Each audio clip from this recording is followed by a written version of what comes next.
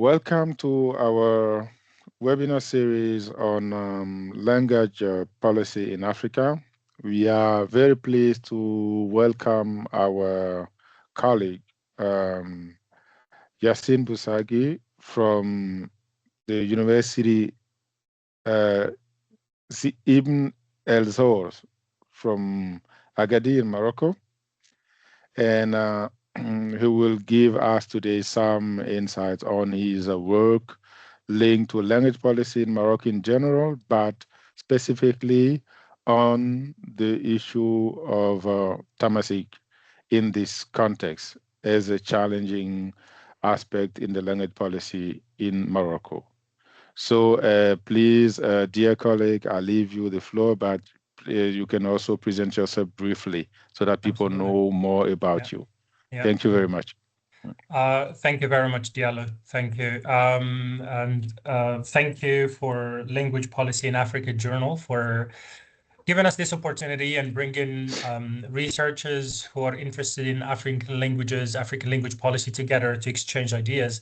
So as Diallo said, my name is Yassine Boussagui. I'm a professor of sociolinguistics at the University of Ibn Zohr in Morocco. The paper that we published, the inaugural, was part of the inaugural issue of language policy in Africa, was co-written with Professor Yamina Kirat, Allame, who was not able to be here with us for personal reasons, and she apologized for that. So we've been actually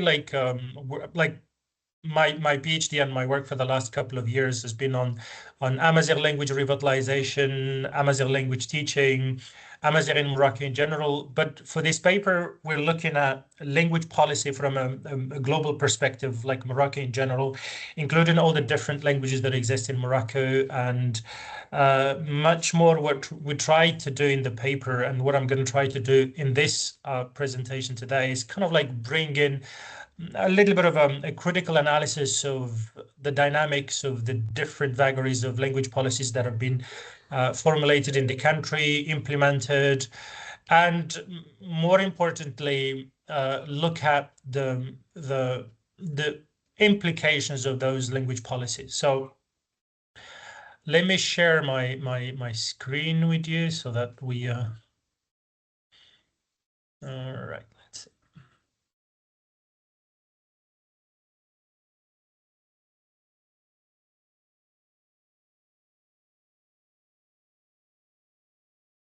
There you have it, hopefully. So good.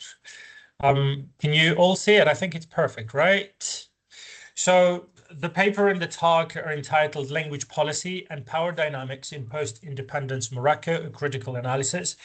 The purpose of the paper and the purpose of the talk is threefold. The very first one is to examine Moroccan language policy as a political and ideological project. The premise of the talk and the premise of the paper is that language policy is not just a language issue, but there are so many underpinnings that usually give rise to a language policy, and that's the political issues, the ideological project the country attempts to implement. And that's one of the things that we're looking at. We're looking at the second one is to show how language policy structures inequalities and power. Very often we look at inequalities and power from an economic perspective per se, but today what we're trying to do, and this is like a project in the making. It's a process. We haven't. I mean, some of the conclusions here or findings are preliminary finding because there is more research into this as well.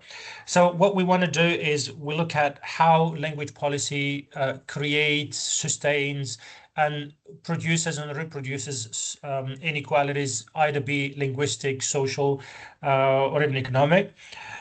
We wanted to move beyond the technical account towards a critical analysis. Very often there is this tendency to from sociolinguistics to look at the language issues as from the perspective of what is happening, what are the facts. So what we wanted to do in this paper is to look at why are the facts as they are? Why is the linguistic situation as it is? Why is there this hierarchical, if there is actually a hierarchical situation of different languages within at least Morocco? So we wanted to move beyond just the description aspect of studying a sociolinguistic issue into looking at the accounting for why it is the way it is today.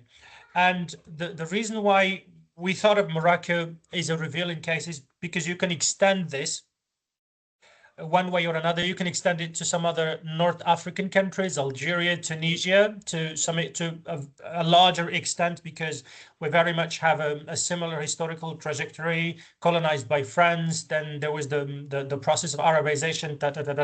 You can also extend it maybe to certain African countries, other African countries in the Sahel that very often like share the historical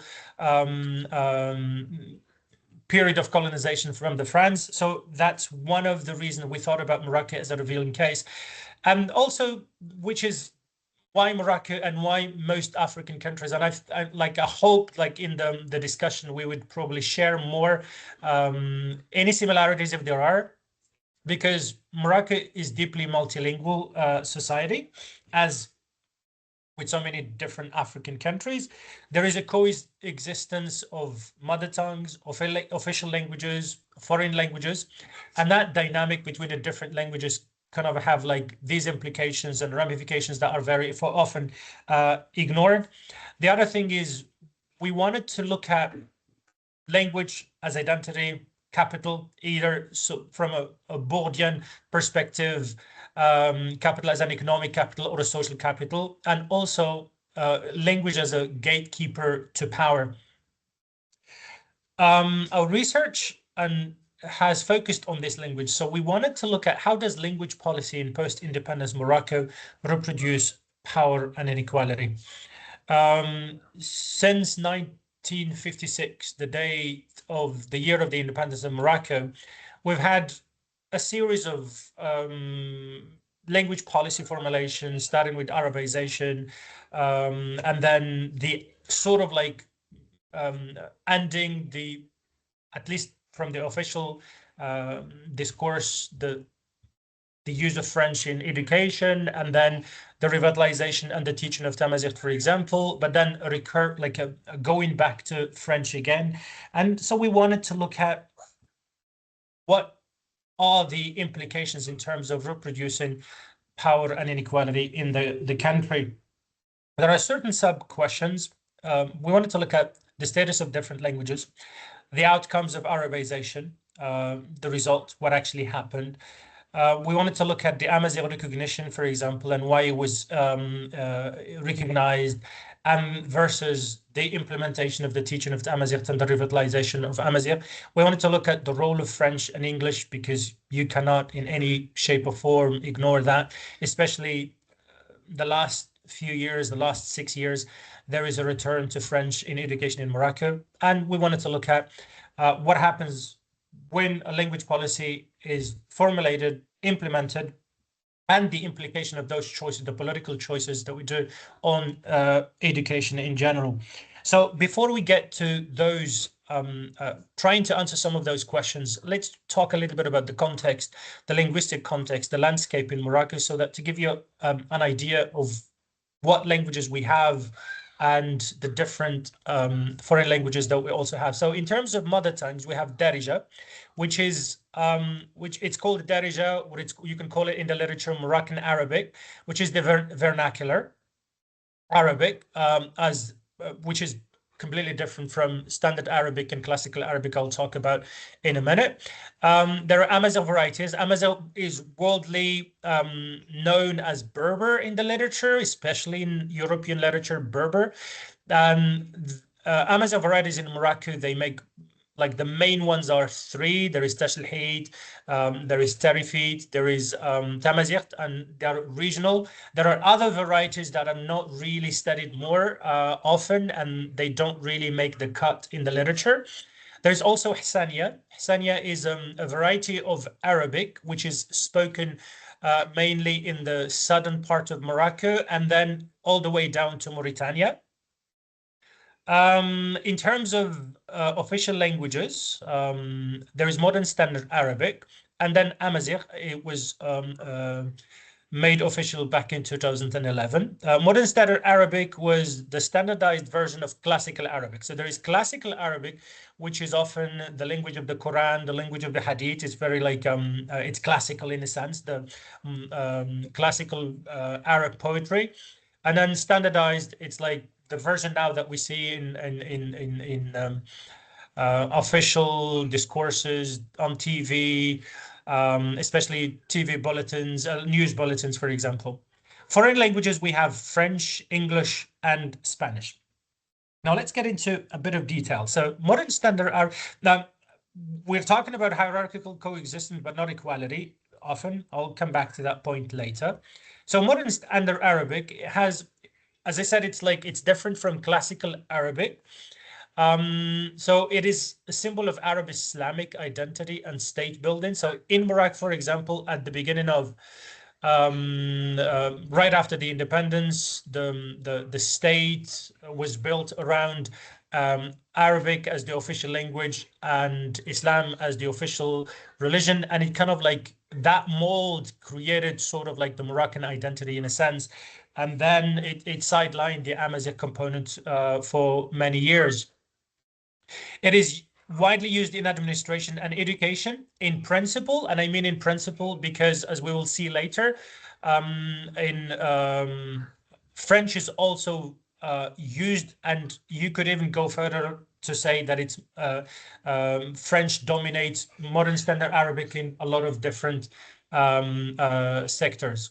There are certain limitations to modern standard Arabic. One of them is that it's the aspect of it's a weak oral vitality, in the sense that it's not spoken as a native language by anyone, not just in Morocco, in the Arab world in general. And there is competition with French as well, in so many domains, especially in the economy, business, higher education. There are certain, in higher education, for example, the sciences, STEM sciences, Arabic is not to be seen, so it's like still dominated by French. Amazigh status and challenges. So Amazigh, it's the indigenous language of North Africa, not just in Morocco. It's present in Algeria, Tunisia, and then there are varieties in the Niger. It got official back in 2011, but the process of the revitalization started way before that. In 2001 with the with the creation of the Royal Institute for Amazigh Language and Culture. And that's where the standardization effort started. And then 3 years after that, especially in 2003, it was introduced in primary education. Some of the problems are very much like weak institutional presence. So although it is official, it's not anywhere to be seen, at least, for example, in parliament or in government documents, in even on TV, for example. There is an Amazigh TV channel, but the widely watched official channels, it's not to be seen. The slow implementation in terms of its teaching. So like we are now almost like more than 20 years of the teaching of Amazigh, for example, in Morocco, and it's yet to cross like 30% of the generalization of its teaching. So 2 years ago, the government, the Ministry of Education, announced that by 2030, we will be able to generalize the teaching of Amazigh in all primary schools, something that they have been promising since 2010. So it's very much like we are in the business of just promises. There's language shift, and that's one of the language shift and language loss, one of the issues that we're actually facing in terms of like Tamazight, for example, in the sense that there are communities that were once Amazigh and now they're adopting Darija as the language of daily interaction, which very often endangers somehow the future of Tamazight.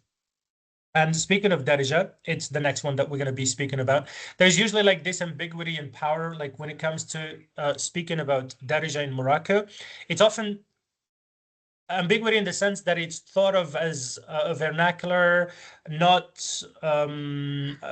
valued that much, but it's used everywhere because it's the main lingua franca in Morocco, as in the sense that Imazian, for example, when dealing with Arabophones, they would use Darija. Even Imazian, like Imazian, like the plural of Amazigh, who speak in instances where mutual intelligibility does not exist, so they would use Darija. Darija has very strong media and presence, so it's everywhere. Like in the last, let's say, 15 years, that's where, like, with the liberalization of like radio channels, anybody can start a radio channel. It's everywhere. You can actually, like, people talk about it. It has no official recognition. In the last 10 years, there has been debates over using Darija instead of modern standard Arabic as the language of instruction in schools. But it has kind of like, it was a huge debate, and then it was just there was a like a moment of rupture between the modernist and the traditionalist, and then there was this debate over which language to be used in the education, and so far it's still modern standard Arabic. There is dual role. It has a cultural vitality because it's everywhere. It's like, it's the language that people use on a daily basis, because modern standard Arabic is not the native language of anyone, and then it's not well mastered. So Darija is very vibrant. It puts a lot of pressure on Amazigh, for example, especially with the spread of education, like all the way from like the 60s all the way to the 90s, the presence of TV for a long time, because people watch Moroccan TV in Darija, and then you're just like, the films, everything. So it puts pressure on kids, because once like they are at school, they use Darija, they watch TV, it's in Darija, and very often they shift, and then they lose their mother tongue.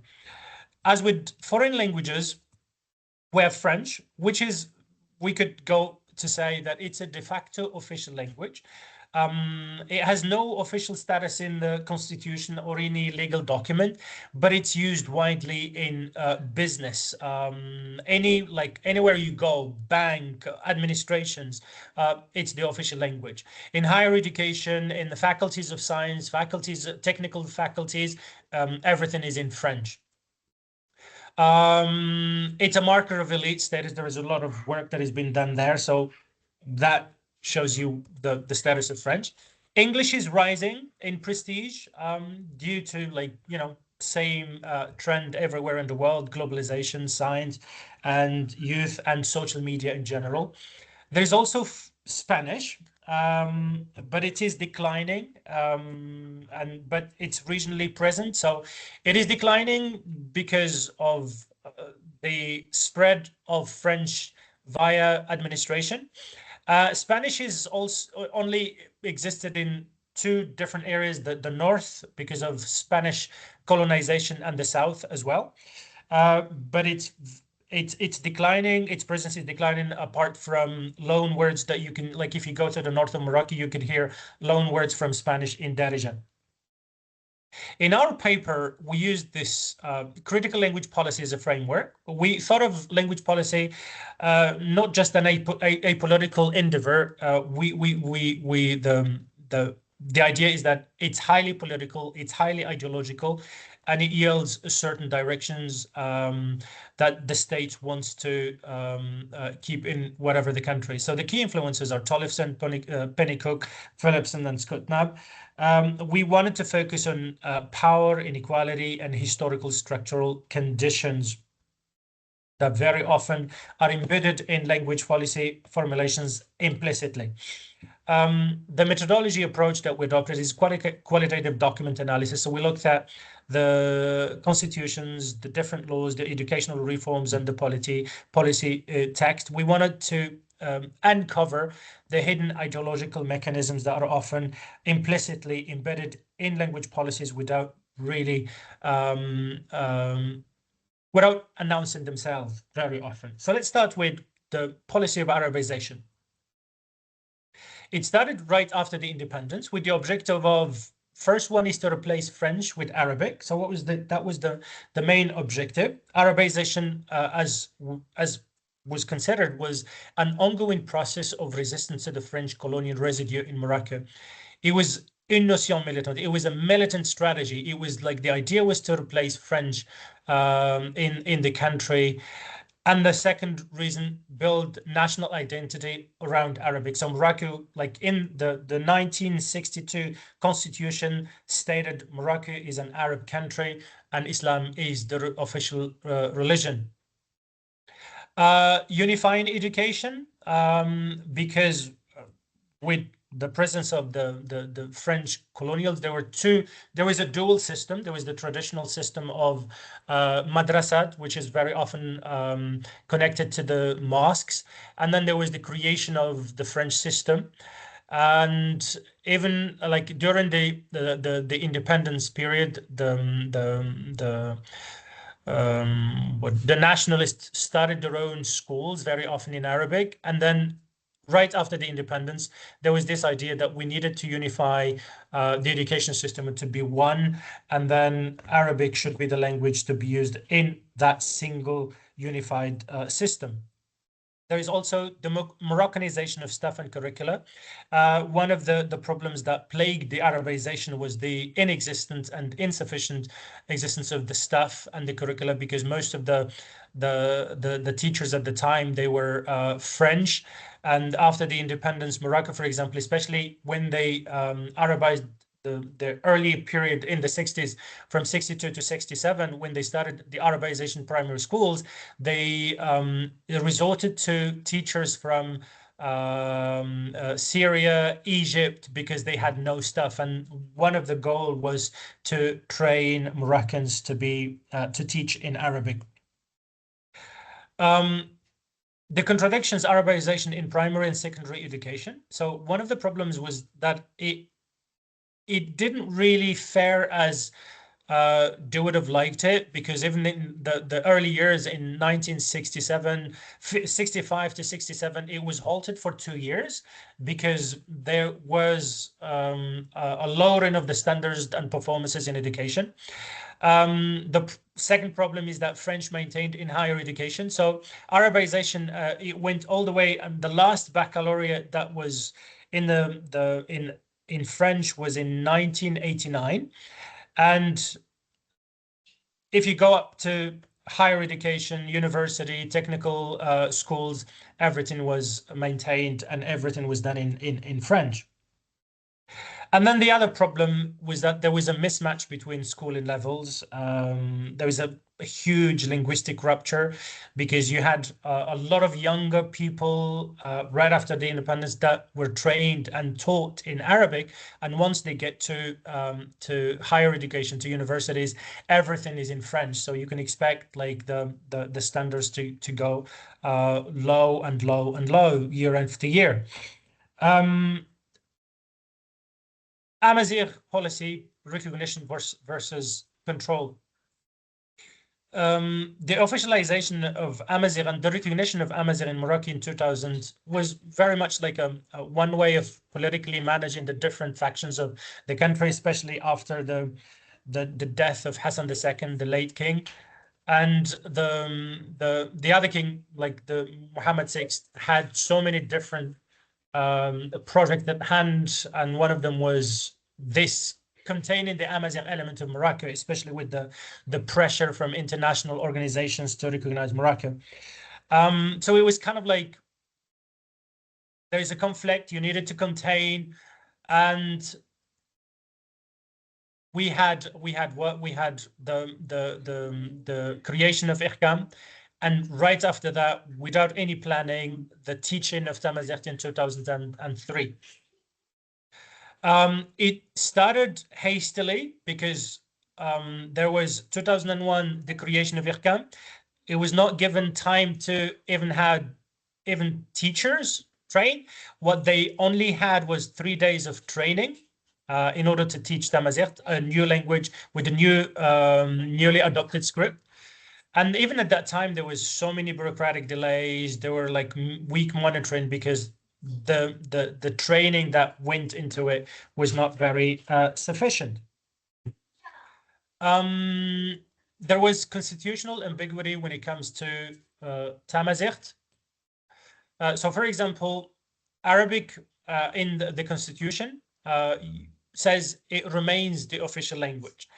And then there were changes that were done to the constitution. Like when I was working on my PhD, I interviewed a lot of people that were in the committee for the promulgation of a new constitution, and they said the sentence that was put in there was Arabic and Amazigh are the two official languages, but it was changed into Arabic remains the official language, and then the Amazigh was used also official.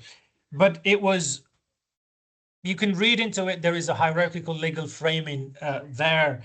And there was even more than that, the state responsibility within that Article 5. It says clearly Arabic should be maintained, should be supported, and that responsibility was deferred for Amazigh.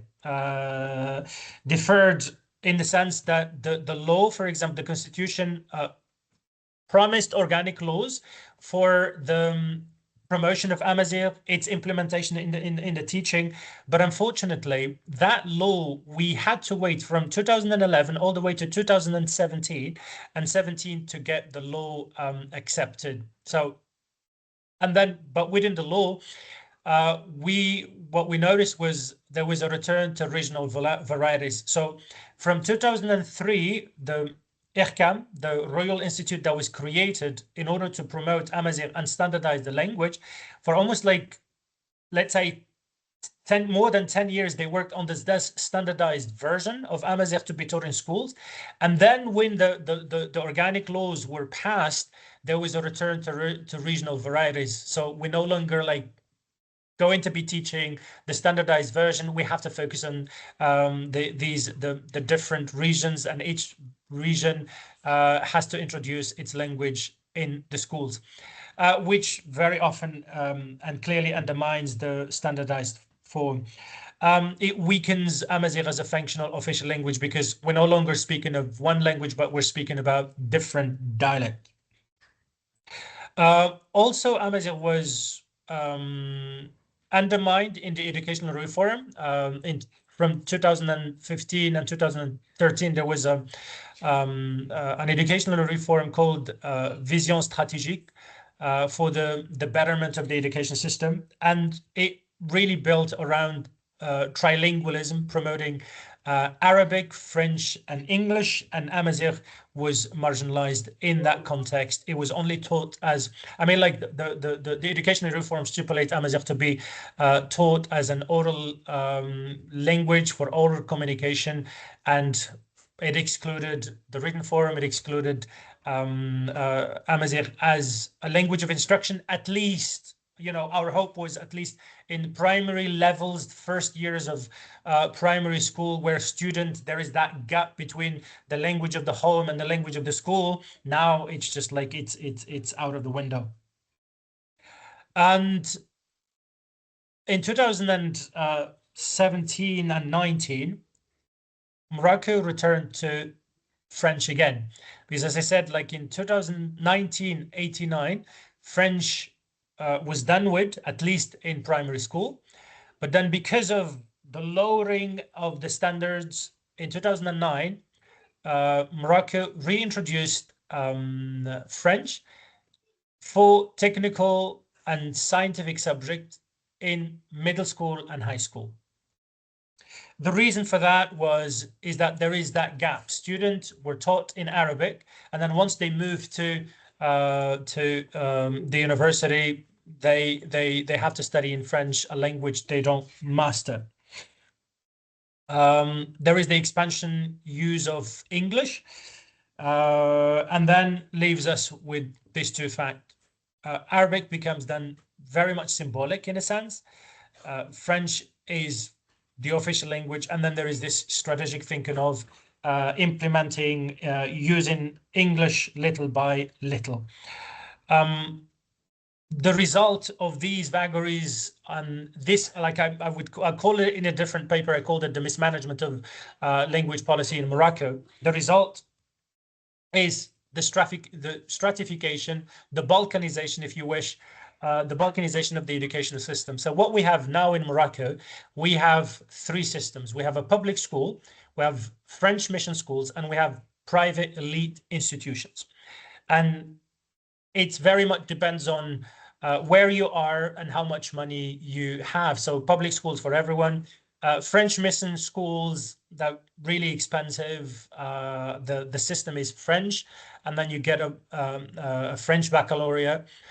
We have also like American school, but the basic one where like we have 42 French mission schools around Morocco where elite have their children go. So what we have is we have language very much means equal access to future opportunities.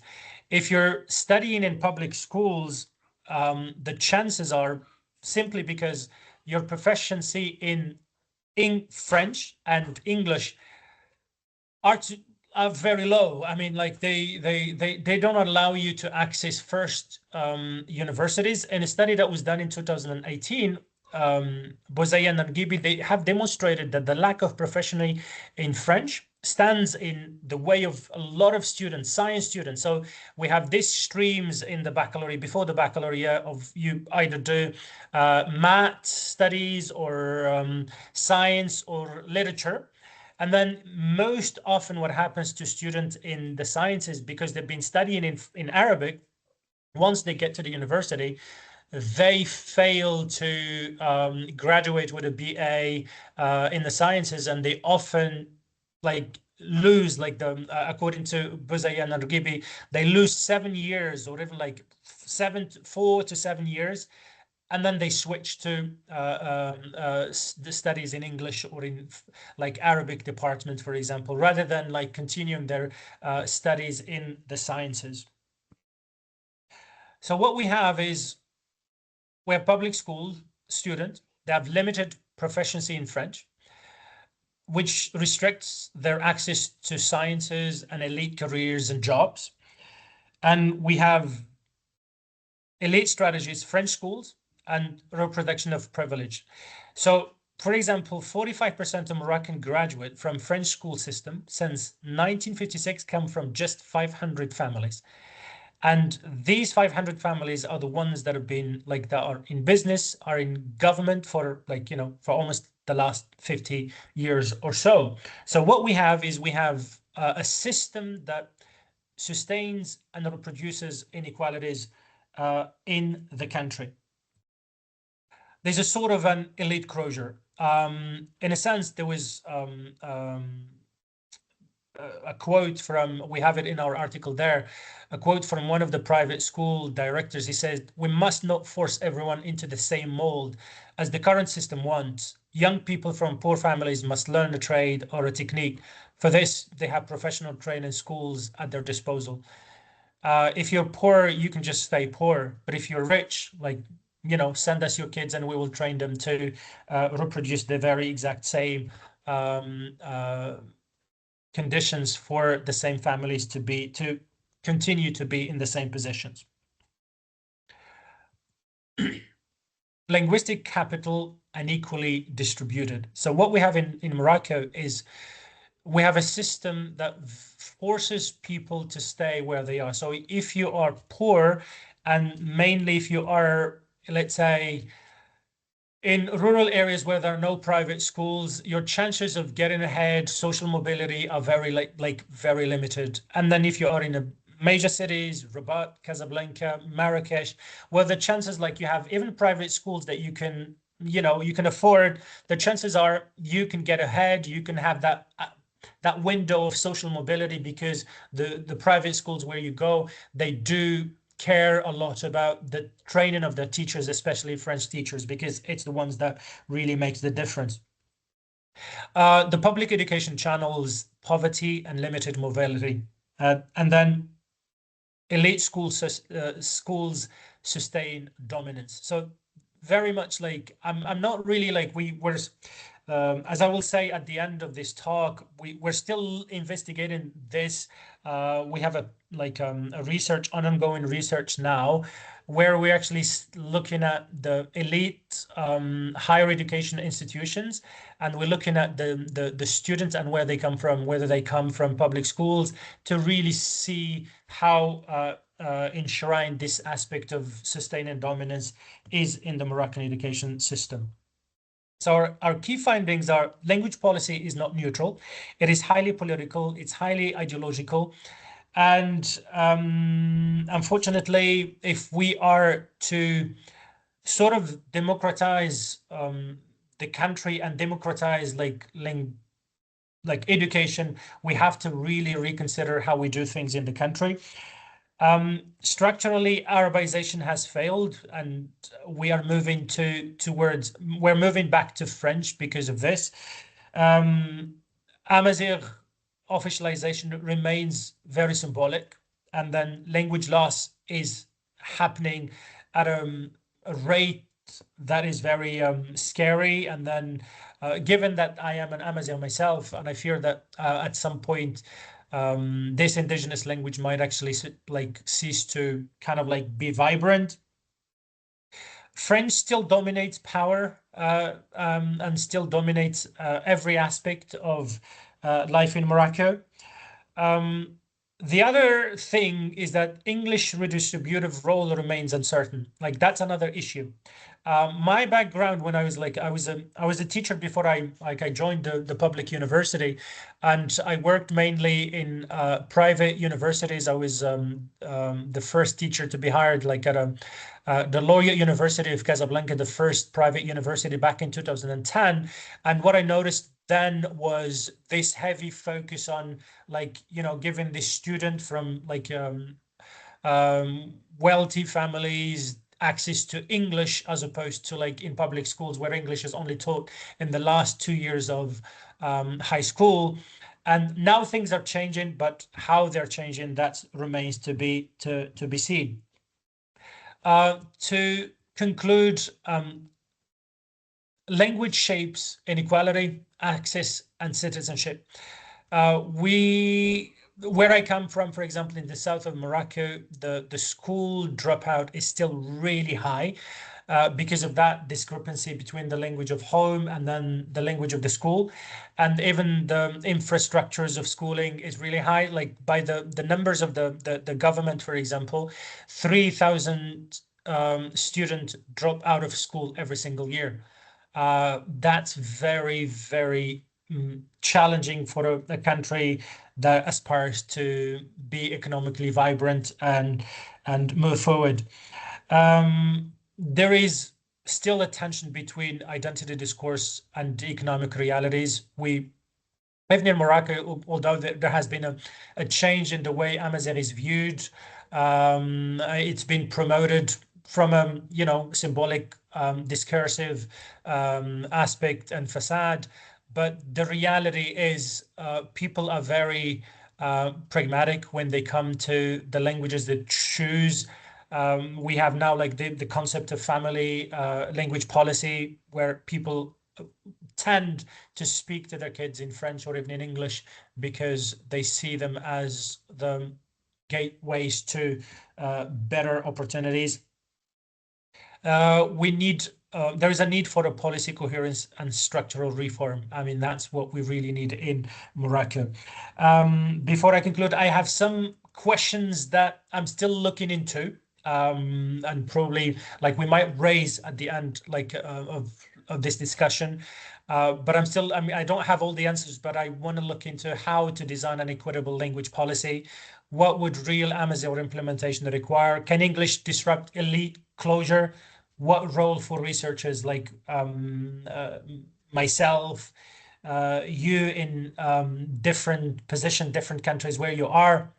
what is our role? Should we just be objective and study what we have objectively, have a little bit of a distance, or should we have an impactful role? These are some of the questions that I'm raising for myself, and I hope I want to hear from you. So thank you very much.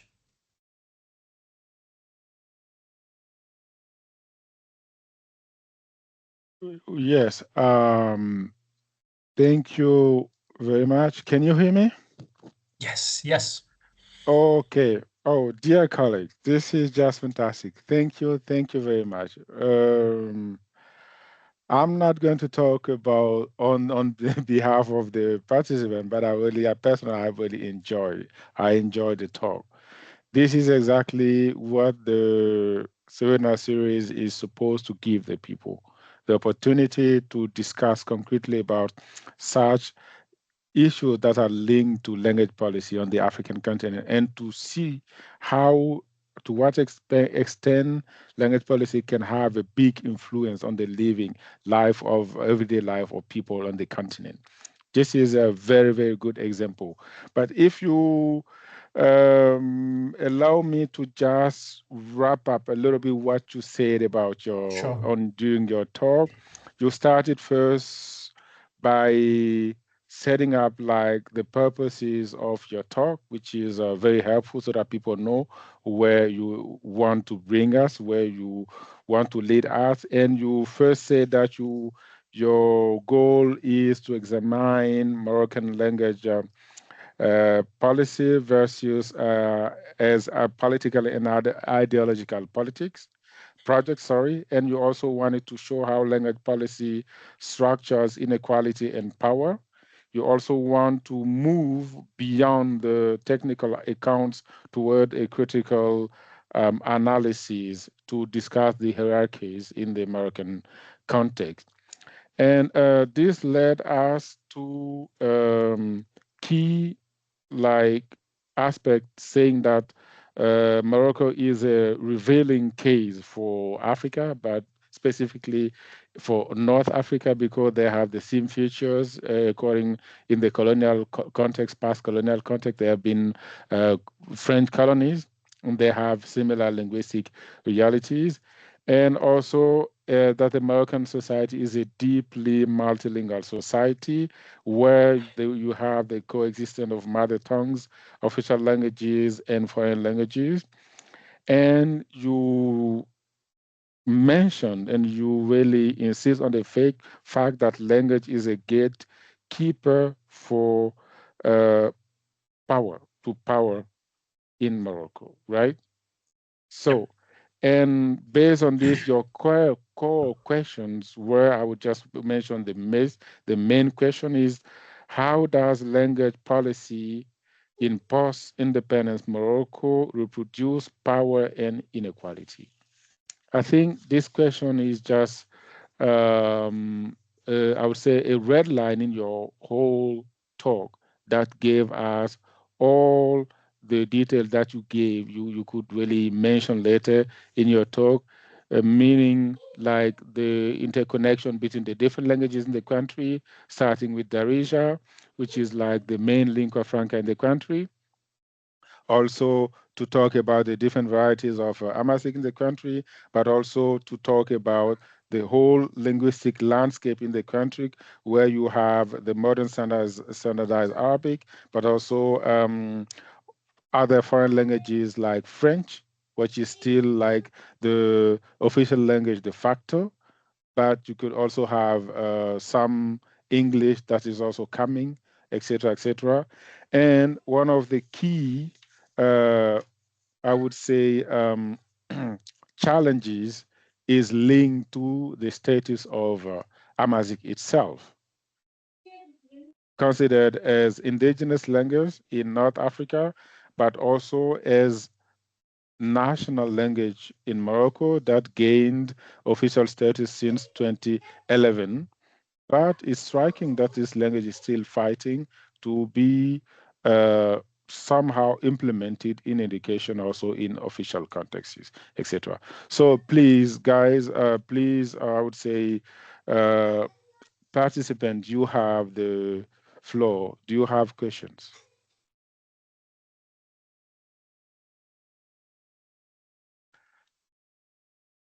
Yes, Taiwo. I see Taiwo and Caroline. Yes.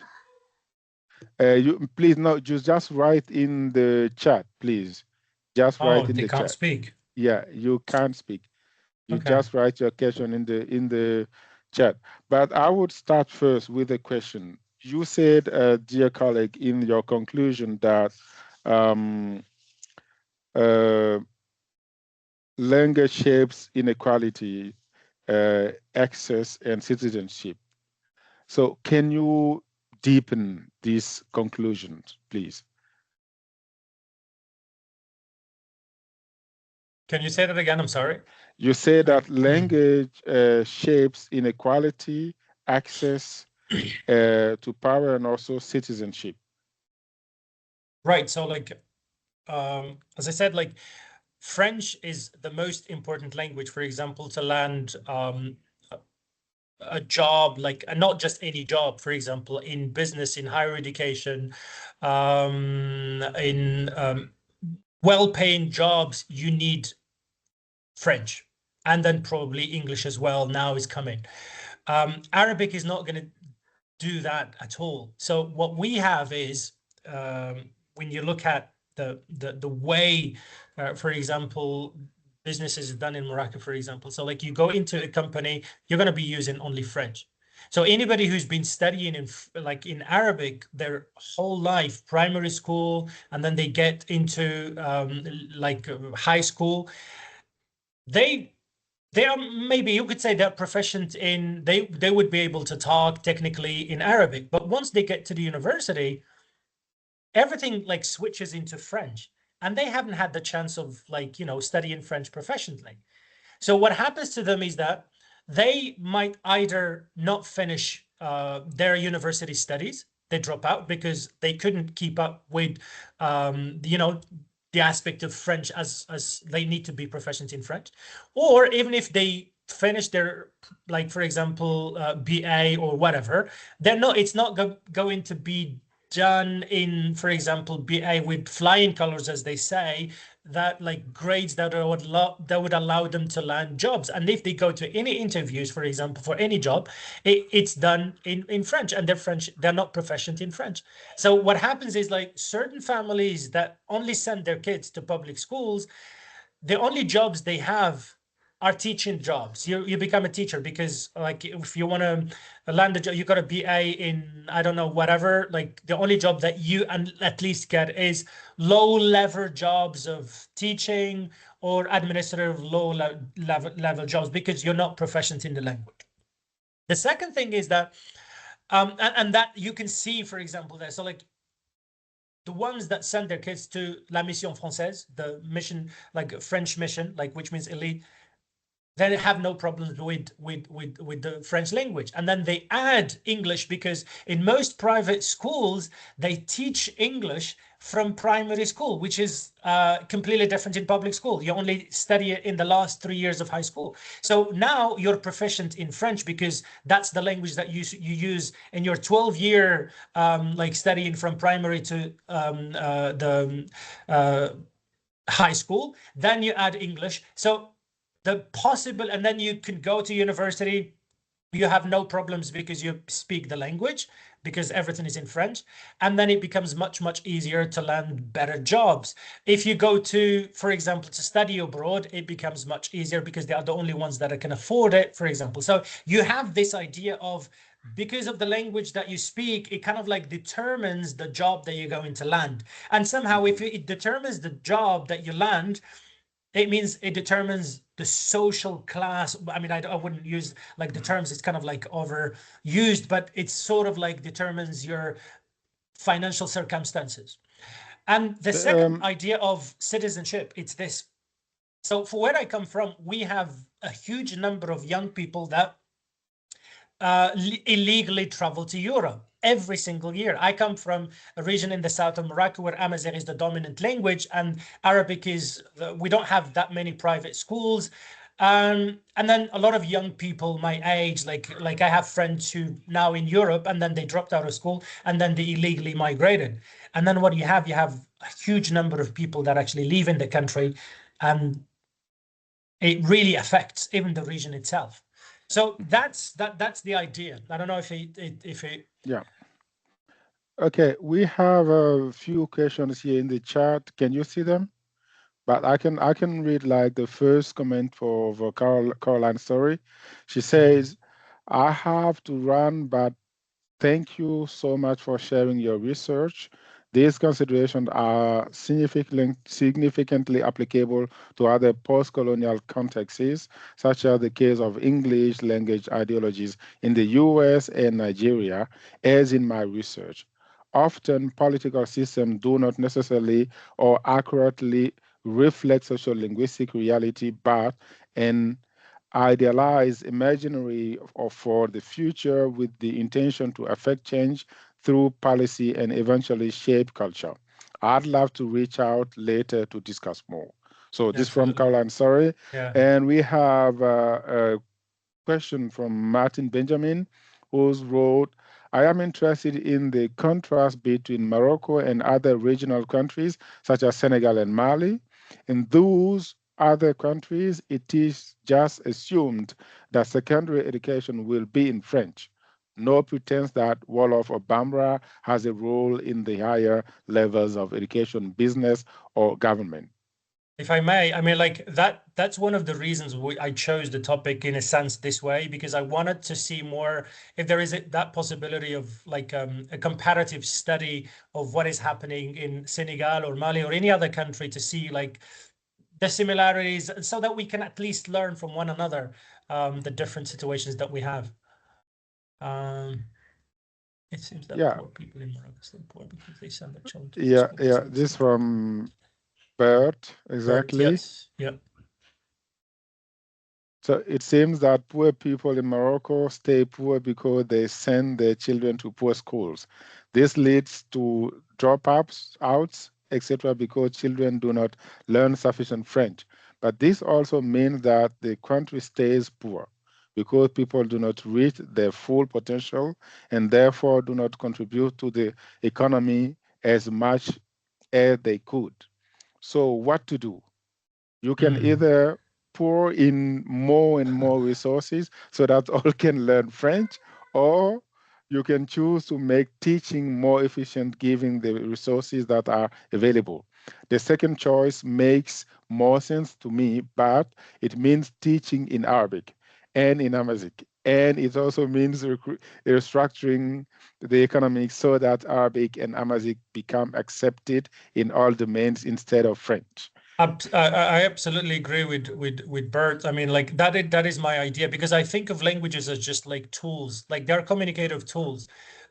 So if we pour in a lot of effort and resources into the betterment of the teaching of languages, whether it's French, whether it's English, whether it's Arabic, whether it's like it could be any language for that matter, because at the end of the day is it's a language and anybody can learn a language. Like kids, especially kids, for example, they have this ability to learn languages much more easily than adults, for example.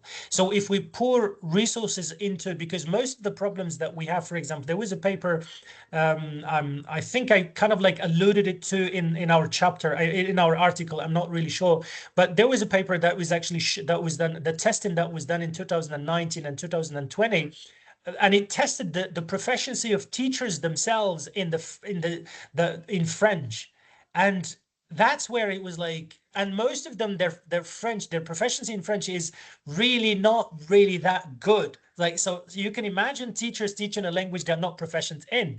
So that is the problem. So if we train teachers really well, we can teach them English, French, even you can add even whatever language you wanted. And then you're teaching students to be able to kind of like move from one language to the next, because sciences or management or economics, it's a science, and then you can study in whatever language that you wanted.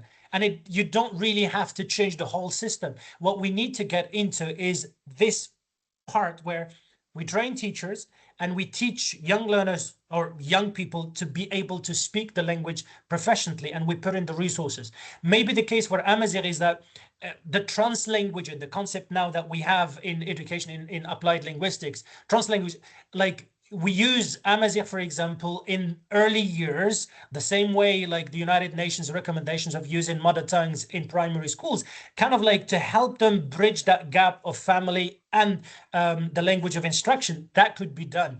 But the problem is this idea, resources are not really put in the problems that need to be fixed, unfortunately. So sometimes I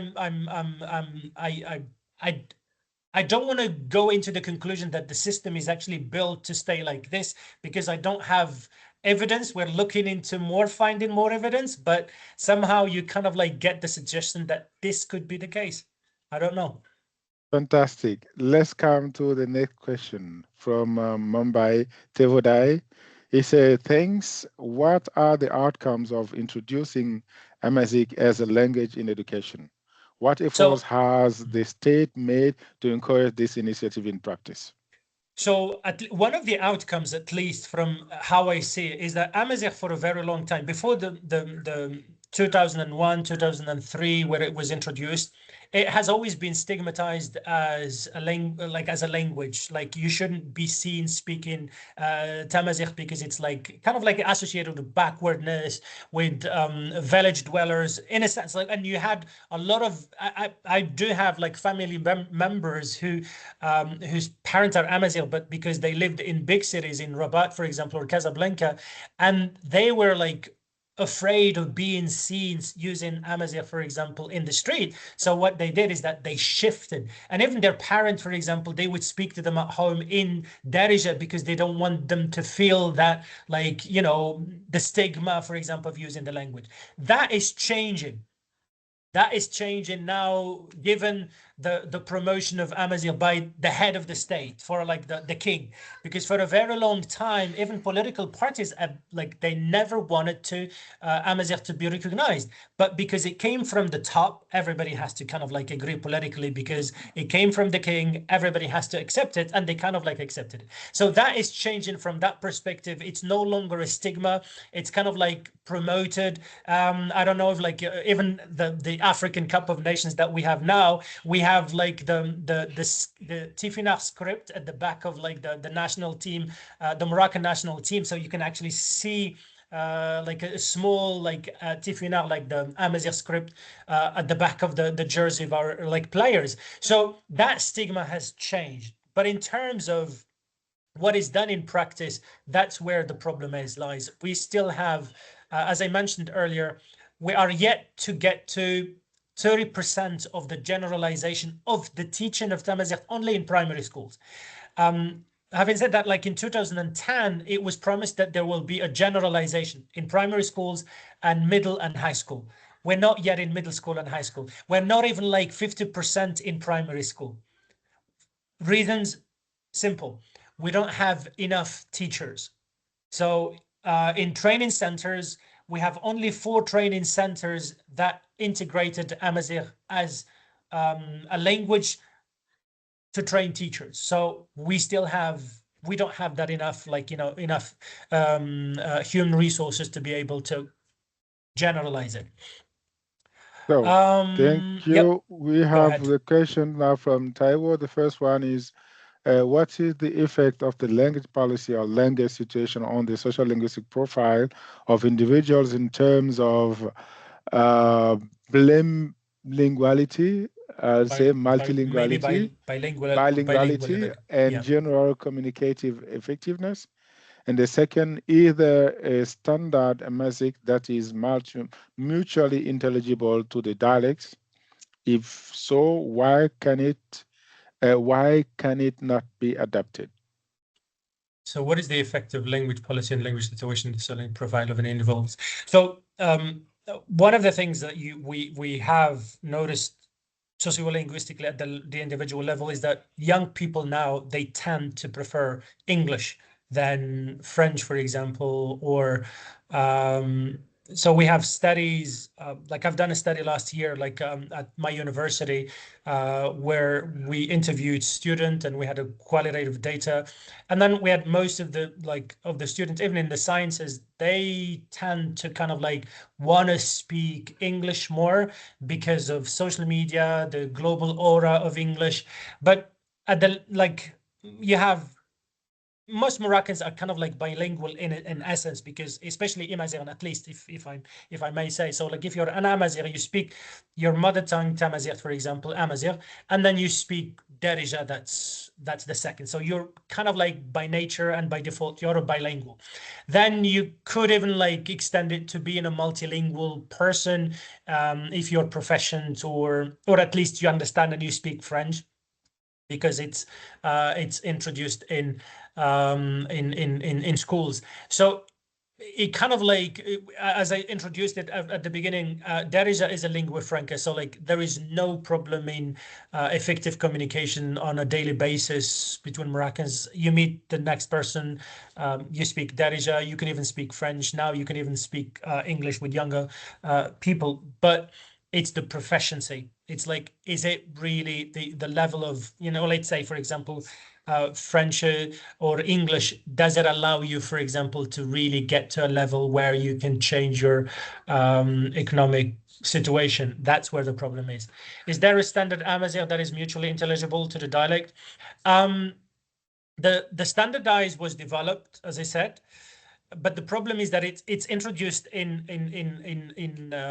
primary school, but it's not generalized, and then that leaves you with the idea, like if it's not taught to everyone, that means not everybody can actually speak the standardized version.